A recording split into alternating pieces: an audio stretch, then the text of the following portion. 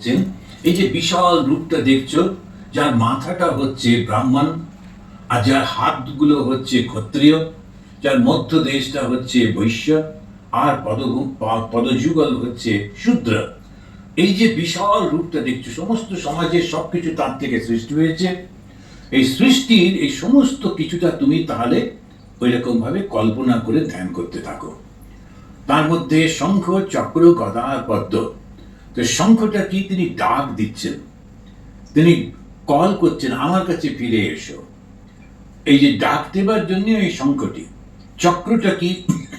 সময়টাকে বোঝাচ্ছেন, সময়টা সব সময় চলে চলে যাচ্ছে। আর গদাটা কি? শাসন দেখাচ্ছেন, শাসন করছেন, যদি তা না করো তাহলে তোমাকে কষ্ট পেতে হবে। আর পদ্মটা হচ্ছে ভক্তি। তো ভক্তি অর্থাৎ ভালোবাসা, ভক্তি মানেই ভালোবাসা।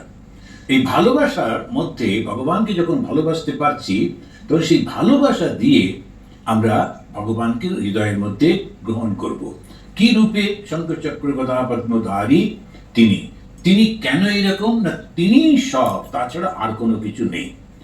এবং বিশালতাটাকে ওই শরীরের মধ্যে, রূপের মধ্যে মিশিয়ে দেওয়া হচ্ছে। সে কারণে বলতে গিয়ে বলছেন, যত দেখছো বুদ্ধি রয়েছে, জ্ঞান রয়েছে, পবিত্রতা রয়েছে, সবটা আমার মাথা। যত সাহস আছে, যত ত্যাগ আছে, এই দুটো আমার হাত। এবং জীবন ধারণের সমস্ত উপযোগী যা কিছু, সেটি আমার শরীর। আর কাজ করছে কে, দাঁড়িয়ে আছে কার উপর? ওটাই আমার দুটি চরণ।